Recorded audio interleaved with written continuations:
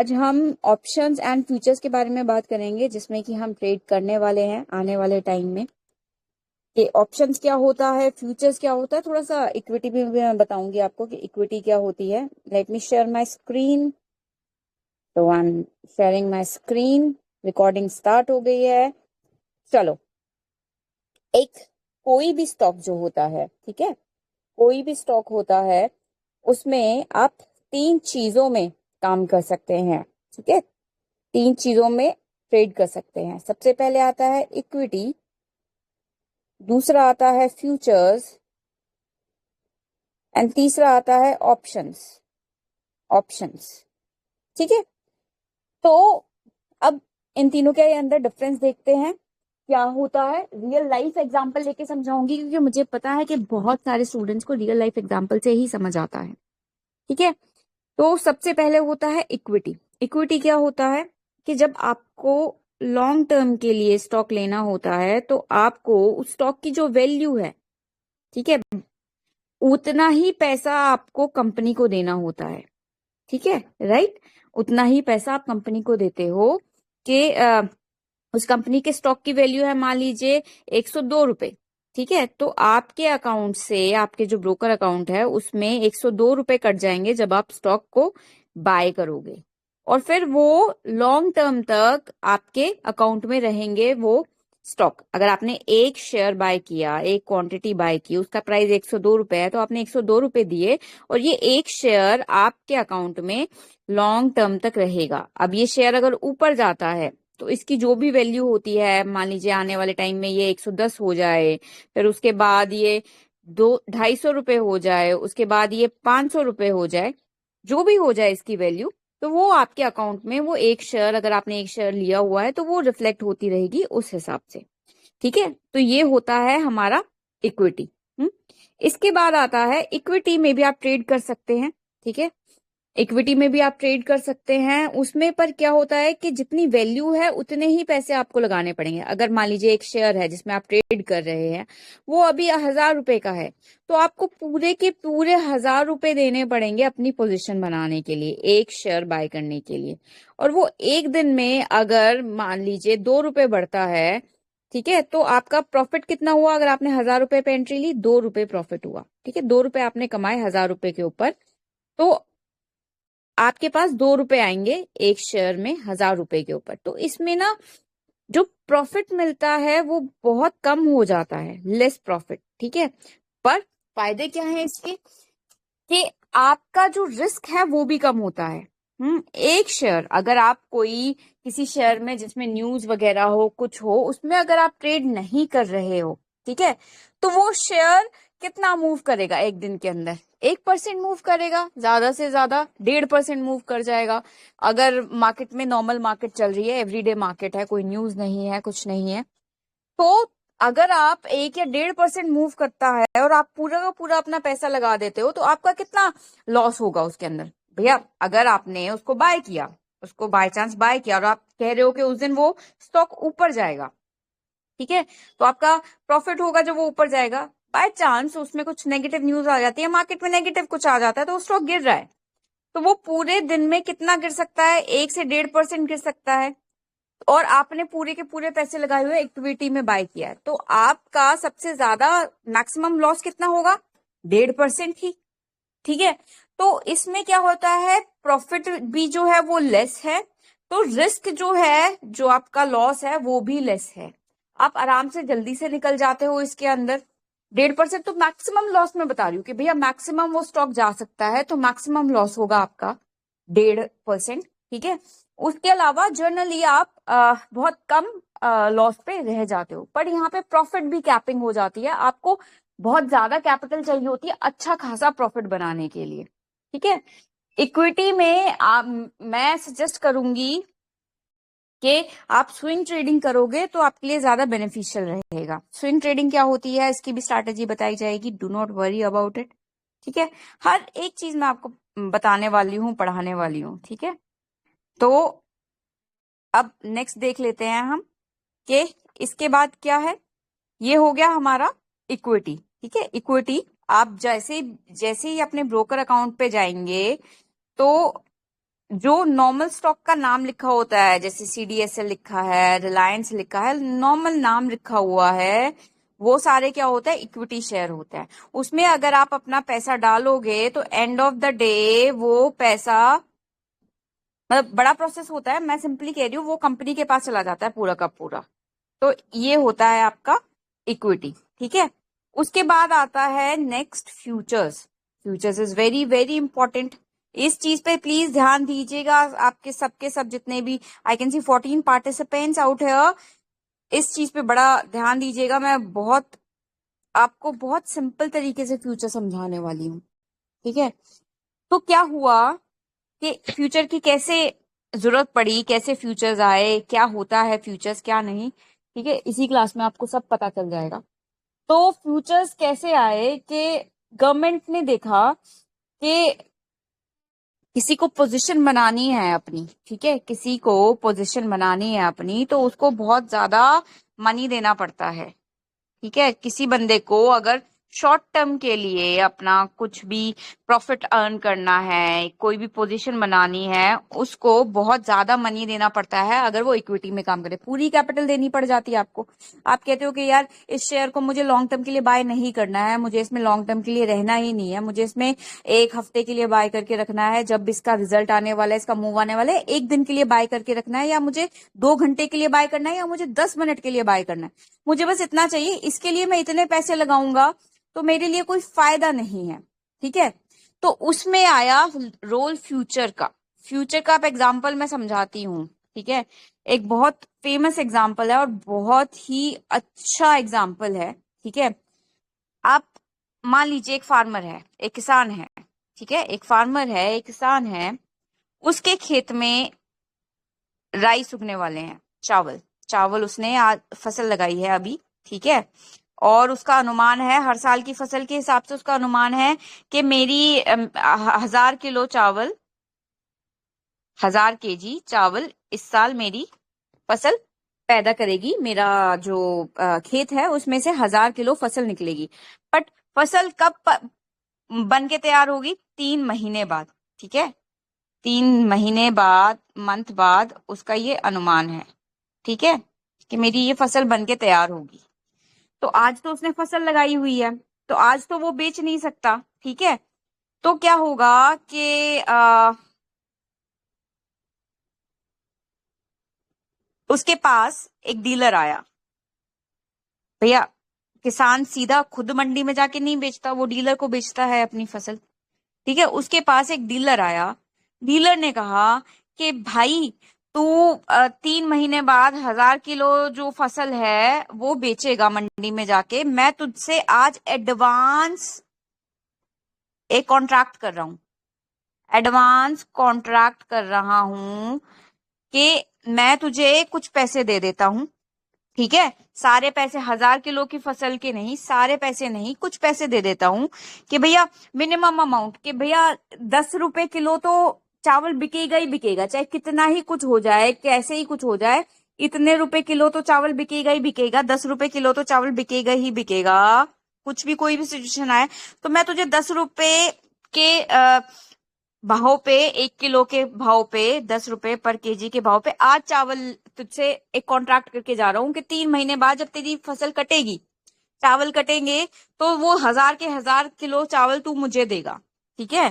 तो उसने 10,000 रुपए देके किसान से वो चावल बुक कर लिए, ठीक है, वो चावल बुक कर लिए। अब डीलर का क्या सोचना है? डीलर सोच रहा है यहाँ पे कि भाई, और उसने कॉन्ट्रैक्ट में ये लिख दिया कि 3 महीने बाद मुझे नहीं पता चावल का प्राइस क्या होगा मार्केट के अंदर, ठीक है। मतलब वो लगा के चल रहा है कि चावल का प्राइस 3 महीने बाद 50 रुपए किलो होगा, ठीक है, 50 रुपए किलो होगा। और डीलर कहता है कि मैं 50 के भाव में लूंगा तुझसे ये चावल। आज मैं तुझे एडवांस पेमेंट करके जा रहा हूँ, एडवांस कॉन्ट्रैक्ट, मतलब तुझे फायदा क्या हो गया कि तुझे कहीं कहीं जाना नहीं पड़ेगा, 3 महीने तक सोचना नहीं पड़ेगा कि मेरे चावल बिकेंगे या नहीं बिकेंगे, क्या होगा क्या नहीं होगा। मैं आज तुझसे डील करके जा रहा हूँ और तुझे एडवांस देके जा रहा हूँ 10,000 रुपए, कि 3 महीने बाद मैं 50 रुपए किलो के भाव से मैं तेरे चावल खरीदूंगा। ठीक है, मार्केट में कोई भी भाव चल रहा हो, 50 रुपए किलो के हिसाब से मैं तेरे चावल खरीदूंगा। हाँ, और उसने एडवांस दे दिया, उसने 10 रुपए किलो के भाव से 10,000 रुपए। ठीक है, तो अब डीलर के माइंड में क्या चल रहा है कि 3 महीने बाद मुझे इस बंदे को 50,000 रुपए देने हैं, 50,000 रुपए देने हैं, मार्केट में चावल का कोई भाव हो। वही फार्मर के हिसाब से क्या चल रहा है कि भैया डीलर को 50,000 रुपए देने हैं और मुझे 50,000 रुपए मिलेंगे, मुझे 50,000 रुपए मिलेंगे। ठीक है, मार्केट के अंदर, ये मैं और छोटा कर देती हूँ।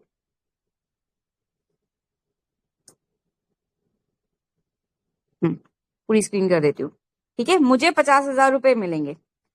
अब दो सिचुएशन हो सकती हैं।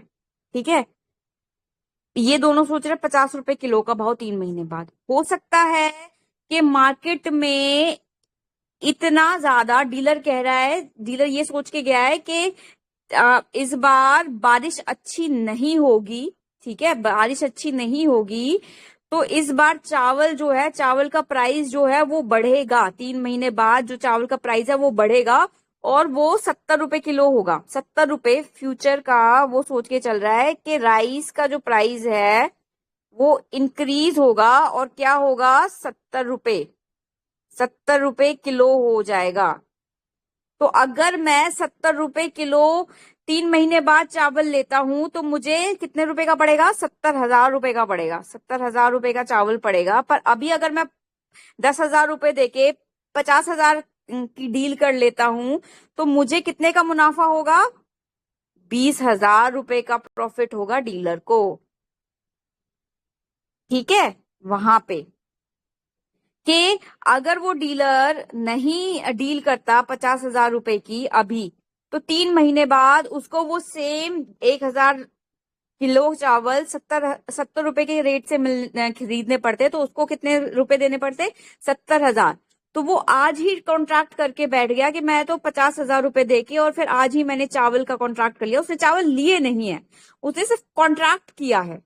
ये इस बात पे ध्यान रखना, रियल राइस उसके पास नहीं है, उसने सिर्फ कॉन्ट्रैक्ट किया है, कॉन्ट्रैक्ट किया है सिर्फ। ठीक है, तो उसको वो मान के चल रहा है कि चावल का प्राइस ऊपर जाएगा और मुझे प्रॉफिट होगा।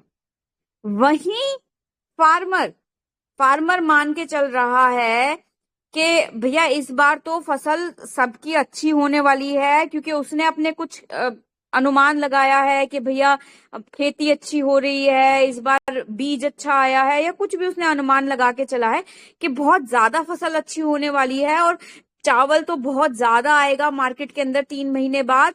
और मुझे लगता है कि चावल का जो प्राइस है 3 मंथ्स बाद, फार्मर कह रहा है कि 3 महीने बाद जो चावल जो बिकेगा वो 40 रुपए किलो बिकेगा मार्केट के अंदर। तो मैं आज इस डीलर से 50 रुपए किलो के भाव से कॉन्ट्रैक्ट कर लेता हूं कि मुझे, बाकी के फार्मर तो 40 रुपए किलो पे बेचेंगे 3 महीने बाद, तो उनको 40,000 रुपए मिलेंगे 1,000 किलो के। मुझे कितने मिलेंगे, क्योंकि मैंने पहले ही कॉन्ट्रैक्ट कर लिया, तो मुझे मिलेंगे 50,000 रुपए। तो मैं कितने मुनाफे में हूं, ये फार्मर सोच के चल रहा है 10,000 रुपए। सेम चावल है, ठीक है, सेम चावल है, सेम वेट है, सेम टाइम पीरियड है 3 महीने का। एक डीलर की सोच है कि चावल का प्राइस ऊपर बढ़ेगा, एक फार्मर की सोच है चावल का प्राइस नीचे जाएगा। और वो दोनों ये सोच के कि फ्यूचर में क्या होगा उसका प्राइस, आज एक कॉन्ट्रैक्ट में आए हैं और 10,000 रुपए एक डीलर उस फार्मर को दे रहा है। फ्यूचर भी यही है। फ्यूचर में अब इस सेम सिनेरियो को, इसको माइंड में रखना है, पूरा सेम सिनेरियो को अब हम अपने स्टॉक्स में लेके चलते हैं।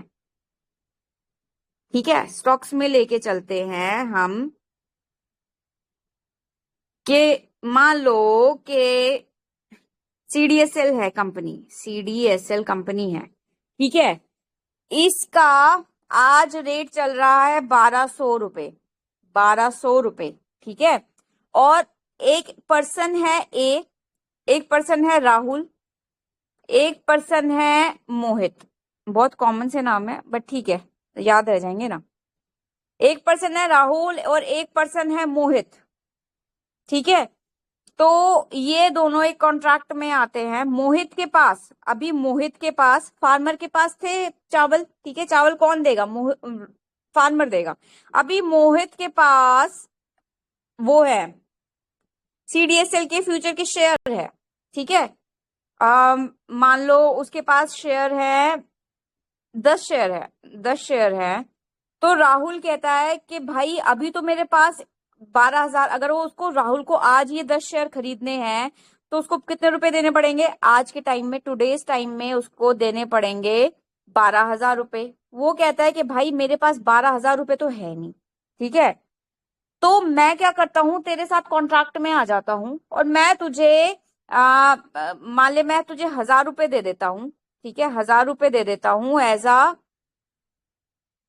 मार्जिन, ठीक है, कि तू मुझसे 1,000 रुपए ले ले अभी के टाइम में, और 3 महीने बाद मुझे लग रहा है कि, और 1,000 रुपए ले ले और मेरे नाम ये 1,200 शेयर का कॉन्ट्रैक्ट कर दे, ये 1,200 रुपए पे जो 10 शेयर है उसका कॉन्ट्रैक्ट कर दे, ठीक है। और 3 महीने बाद, 3 मंथ बाद जो भी प्राइस होगा उस हिसाब से मैं तुझे पैसे दे दूंगा। कि 3 महीने बाद मैं ये कह रहा हूं कि इसका प्राइस जो है वो 1,200, मैं मान के चल रहा हूं कि इसका प्राइस जो है, ये मान के चल रहा है कि इसका प्राइस 1,300 रुपये हो जाएगा 3 महीने बाद, ठीक है। राहुल मान के चल रहा है इसका प्राइस 100 रुपये बढ़ जाएगा, पर राहुल कह रहा है कि भाई तू अभी मुझसे 1,000 रुपये ले ले, ठीक है, और मुझसे मुझसे कॉन्ट्रैक्ट कर ले, और मुझे ये 10 शेयर का कॉन्ट्रैक्ट दे दे अभी इतने में, और बाद में मैं तुझे 3 मंथ बाद, 3 मंथ बाद सीडीएसएल का कोई भी प्राइस हो, 1,200 रुपये हो, 1,300 हो, 1,400 हो, 1,500, 1,100 हो, 1,000 रुपये हो, मैं तुझे 12,000 रुपये दे दूंगा आज के प्राइस में। आज के प्राइस में कॉन्ट्रैक्ट कर रहे हो आप, ठीक है, कि 3 महीने बाद मैं तुझे 1,200 रुपये ही दूंगा पूरे के पूरे। मुझे नहीं पता कि सीडीएसएल का प्राइस कहाँ जाएगा, ठीक है, दोनों को नहीं पता सीडीएसएल का प्राइस कहाँ जाएगा। राहुल का क्या व्यू पॉइंट है, ये 1,300 रुपये हो जाएगा, ठीक है। मैंने अभी 1,000 रुपये दे दिए, मैंने अभी इसको और इसको डील कर दी 1,000 रुपये दे के। मेरे राहुल के पास सीडीएसएल के शेयर आएंगे नहीं, बस उसने डील की है 1,000 रुपये दे के, एक डील कॉन्ट्रैक्ट किया है कि 3 महीने बाद मेरे पास 1,200 रुपये में मैं 12,000 रुपये दूंगा और मुझे 10 शेयर दे देना, ठीक है। मोहित राजी हो जाता है। दो सिनेरियो होते हैं कि प्राइस हो जाएगा 1,300 रुपये, ठीक है, 1,300 रुपये प्राइस हो गया तो इसने कितने देने हैं अभी, फिर 10 का शेयर का प्राइस कितना हो गया, 13,000 रुपये। 10 शेयर का प्राइस कितना हो गया, 13,000 रुपये आफ्टर 3 मंथ, ठीक है, 13,000 रुपये हो गया। तो राहुल कितना पहले से कॉन्ट्रैक्ट लेके चला था कि मैं तुझे 12,000 रुपये ही दूंगा, तो उसने 1,000 रुपये दे के 12,000 के शेयर उठा लिए, 12,000 के शेयर उठा लिए पहले ही। 3 महीने बाद उसका प्राइस 13,000 रुपये हो गया। भाई वो 13,000 रुपये निकाल के, और 1,000 रुपये उसने पहले से दे रखे हैं, तो उसका प्रॉफिट कितना हो गया, 1,000 रुपये। उसको तो मोहित को कितने देने हैं, 12,000 रुपये 3 महीने बाद। पर अभी प्राइस क्या चल रहा है, 1,300 रुपये, तो उसके उसको कितने मिलेंगे, 13,000 रुपये जब वो बेच के जाएगा। तो वो मोहित से उसने कॉन्ट्रैक्ट उठा के, उसने मोहित से 1,200 प्राइस में ही लिए 3 महीने बाद, पर किसी और को 1,300 रुपये के प्राइस में बेच दिया और खुद 1,000 रुपये का मुनाफा कमा लिया उसने, सिर्फ 1,000 रुपये की डील करके। सीधा समझ गए, यही हम करते हैं। आज मैं क्या करूंगी कि आज मैंने कहा कि सीडीएसएल भैया अभी 1,200 रुपये पे है, कि मेरा व्यू पॉइंट है कि आने के 2 दिन में सीडीएसएल 1,250 रुपये पे चला जाएगा, ठीक है। पर मुझे पूरे के पूरे मुझे उठाने हैं 100 शेयर, तो मैं 1,20,000 रुपये नहीं देना चाहती, बट मैं प्रॉफिट कमाना चाहती हूँ। तो मैं कॉन्ट्रैक्ट में आ जाऊंगी, आपको कुछ फर्क नहीं पड़ता, क्योंकि वो कॉन्ट्रैक्ट पीछे बैकएंड में हो होते हैं।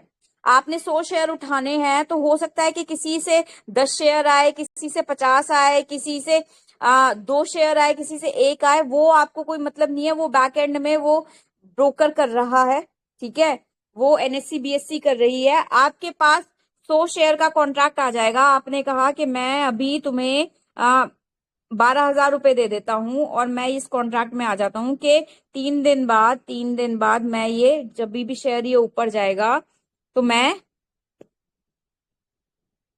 इसको शेयर को ले लूंगा, ठीक है। तो आपने क्या किया कि 3 दिन बाद आपने 12,000 रुपए दिए, 3 दिन बाद इस शेयर की वैल्यू हो गई 1250, 1250 वैल्यू हो गई।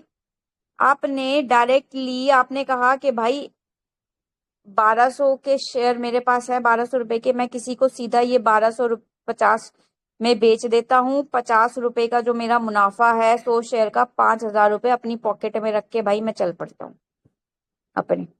तो आपने 12,000 रुपए यहाँ पे कॉन्ट्रैक्ट के लिए दिए थे, बिल्कुल बस 12,000 रुपए, उसके ऊपर आपने 5,000 रुपए का मुनाफा कमा लिया।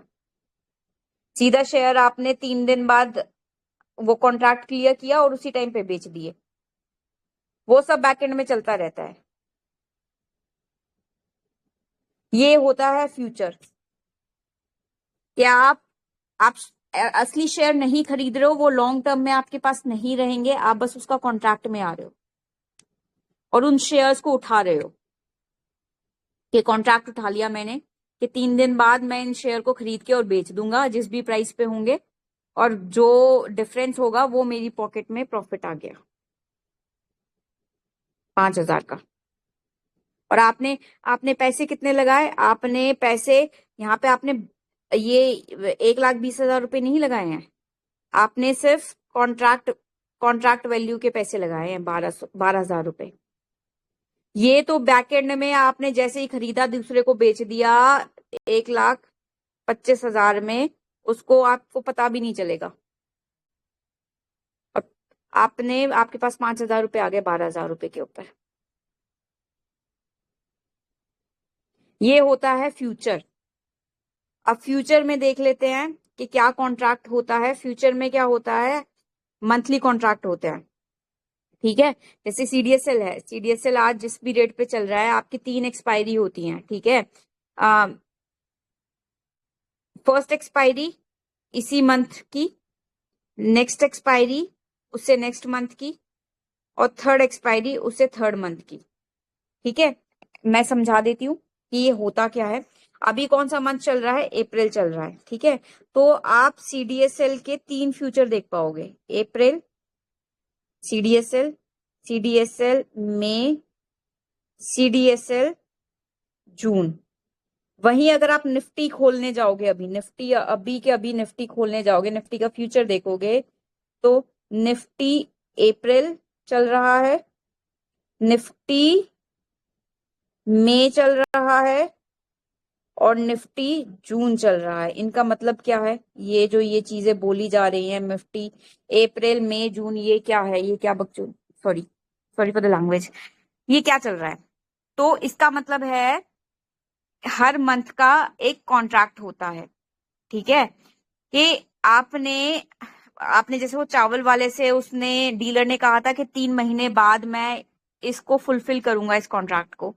ऐसे ही हमारे जो स्टॉक मार्केट है उसमें हर एक इंस्टीट्यूट के 3 मंथ के कॉन्ट्रैक्ट चल रहे होते हैं एडवांस में, कि एक कॉन्ट्रैक्ट है जो अप्रैल के एंड में आते आते खत्म हो जाएगा। मतलब कि जितने भी आपने सीडीएसएल अप्रैल वाले जो कॉन्ट्रैक्ट उठा रखे हैं, जिसने भी फ्यूचर के ट्रेड ले रखे हैं अप्रैल वाले मंथ में, वो अप्रैल के एंड में आते आते जो एक्सपायरी होती है, एक्सपायरी की मैं एग्जैक्ट वो नहीं बता रही हूँ, कभी वो कर देता है कि एक्सपायरी मंडे को करेंगे, कभी एक्सपायरी वेनेसडे को करेंगे, कभी एक्सपायरी थर्सडे को करेंगे, ये पता नहीं क्या ही चल रहा है। तो ये आप जाके गूगल पे सर्च कर लेना, ठीक है। करंट एक्सपायरी जो भी डे है, ठीक है, वो उनका चलता रहता है। मैं अभी एक दिन बता दूं, फिर 2 महीने बाद वो चेंज हो जाए, तो ये आप खुद जाके सर्च कर लेना कि करंट एक्सपायरी डे कौन सा है।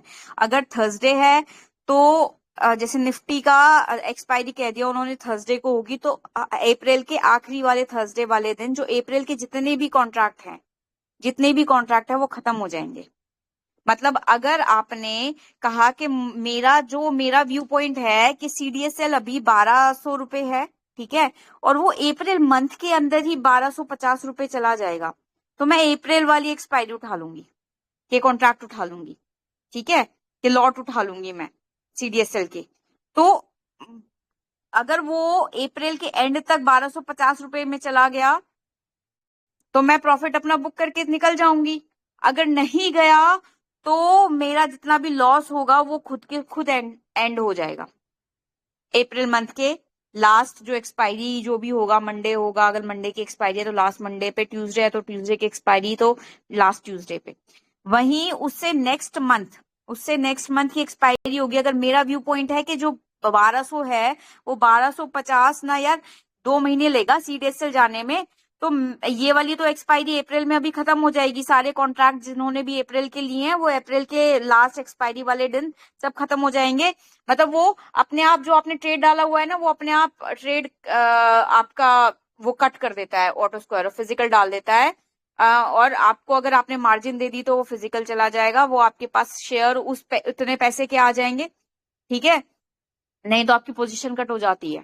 ठीक है, क्या आपने सीडीएसएल लिया हुआ था 1200 रुपए में, ठीक है, 1200 रुपए में आपने उठाया हुआ था सीडीएसएल 10,000 रुपए दे के, मान लीजिए एग्जाम्पल, ठीक है, अप्रैल मंथ का, अप्रैल एक्सपायरी आ रही है, आप प्रॉफिट में हो, सिर्फ 100 रुपए के प्रॉफिट में हो, मान लो, ठीक है, 100 रुपए के प्रॉफिट में हो आप। तो आपने कहा कि भैया मुझे अभी नहीं कट करना, मेरा तो सिर्फ 100 रुपए का प्रॉफिट हो रहा है, आपकी एक्सपायरी पास आ रही है, एक्सपायरी वाला दिन आ गया, ठीक है, तो या तो आप उनको पूरे के पूरे पैसे दो कि अभी जो सीडीएसएल का प्राइस चल रहा है, मान लीजिए 1210 रुपए चल रहा है और आपने 10 शेयर उठाए हुए हैं, तो आप 12,100 रुपए उनको पूरे के पूरे दो, तो आपके पास सीडीएसएल के पूरे शेयर आ जाएंगे। नहीं तो आपकी जो ये 100 रुपए के प्रॉफिट में ही जो पोजीशन है ना, वो पोजीशन कट हो जाएगी। ये होता है अगर आपने इसी मंथ की एक्सपायरी उठाई और अपनी पोजीशन खत्म नहीं की तो, जो कि हम इतने बेवकूफ नहीं हैं, हम नहीं करेंगे ऐसा, ठीक है, कि फालतू में पोजीशन नहीं कट करनी। आपका व्यू पॉइंट है कि 2 महीने बाद सीडीएसएल जाएगा तो आप मई की एक्सपायरी उठाओ। आपका व्यू पॉइंट है नहीं यार 3 महीने लगेगा फिर सीडीएसएल को वहां तक जाने में, तो आप जून की एक्सपायरी उठाओ। नहीं समझ आ रहा, डाउट क्लियर करूंगी डाउट सेशन में, नहीं तो ये वीडियो वापस देख लेना। कई बार होता है कि हमें पहली बारी में समझ नहीं आता, बार बार देख लेना रिपीट करके।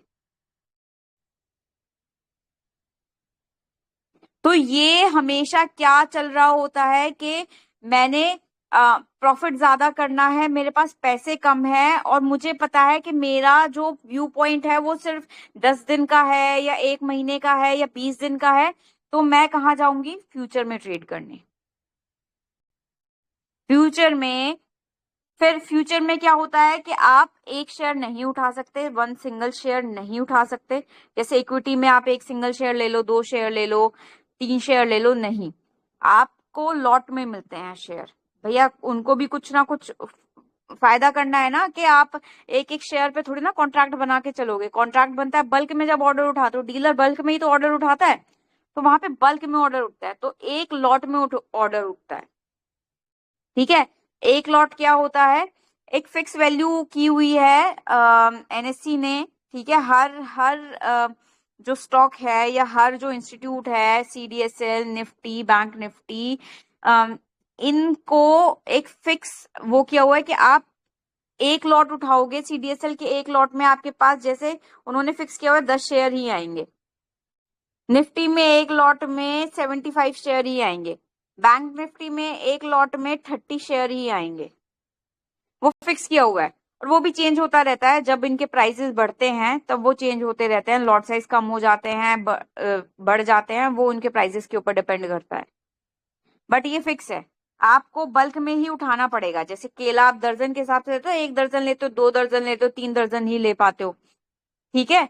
या फिर आप कहीं बड़ा ऑर्डर लेने जाते हो, बड़ी दुकान से उठाने जाते हो, आप कॉन्ट्रैक्ट करते हो बड़ी दुकान से माल के लिए, तो आप 100 किलो, 200 किलो, 300 किलो का ही काम करते हैं ना, तब 1 किलो 2 किलो में कॉन्ट्रैक्ट नहीं होता। तो ऐसे ही यहाँ पे ये लॉट साइज डिसाइडेड होता है कि भैया आपको बल्क में ही उठाना है।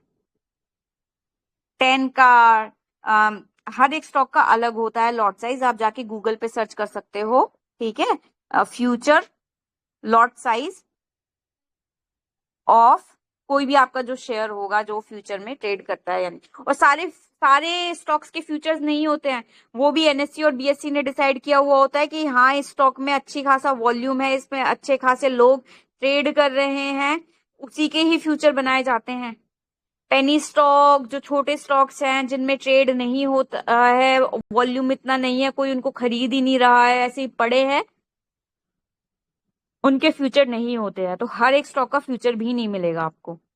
मैं एडवाइस करूंगी कि आपको अगर फ्यूचर में काम करना है तो निफ्टी 50 के स्टॉक्स, निफ्टी 100 के स्टॉक्स, निफ्टी 250 तक के स्टॉक्स पे काम करो, उससे ज्यादा या उससे ऊपर मत जाओ, ठीक है। और स्टॉक्स में काम करने की जरूरत नहीं है, निफ्टी 100 भी मोर देन एनफ है।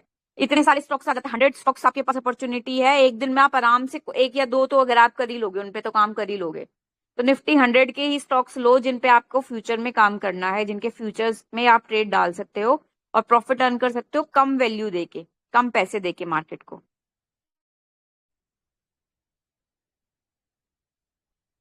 हैंड्स अप जिस जिसको समझ आ गया फ्यूचर्स।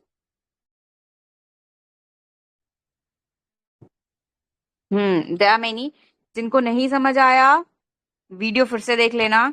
सेम चीज ऑप्शन में है, जब मैं ऑप्शन समझाऊंगी आपको तो फिर मैं ऑप्शन का बताऊंगी कि भैया ऑप्शन का क्या फंडा है। फ्यूचर में तो फिर भी आपको थोड़े से पैसे देने पड़ता है, ऑप्शन में तो आप और भी कम पैसों से किसी स्टॉक को का कॉन्ट्रैक्ट उठा सकते हो अगर आपको लग रहा है कि स्टॉक उस डायरेक्शन में जाएगा।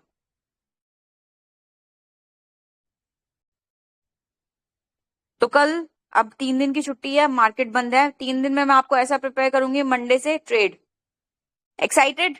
हाँ सब जो you ready to trade for Monday, फिर मैं उस हिसाब से आपको चीजें सिखाऊंगी।